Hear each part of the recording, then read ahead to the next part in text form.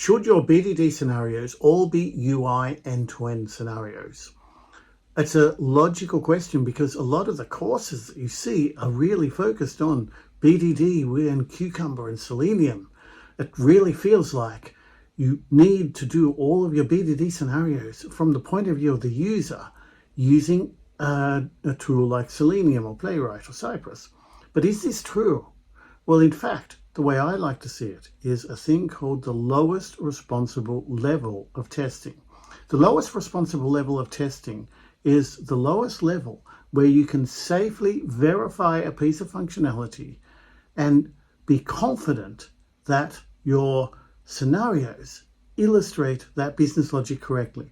That could be the UI, that could be the API, that could be even a unit test. It's the lowest level where you can get confidence, and that's where your BDD scenarios should lie. See, behavior-driven development scenarios, your executable specifications, that isn't something that's locked in a particular layer of testing. That spans the whole breadth of all of your testing techniques. You can have it end-to-end. You can have it unit testing. You can have it integration testing. You might use your APIs. You might use a UI. You might mock out the UI and just test the UI layer.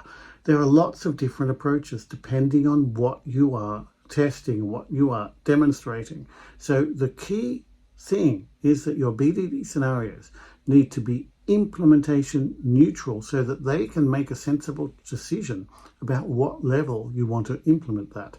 And this is why we don't want BDD scenarios talking about clicking here and selecting here and interacting with the UI, because that locks you in to a UI level test, which may not be necessary. So when you're crafting your UI scenarios, remember that principle of the lowest responsible level, and I can guarantee it will make your life a lot easier.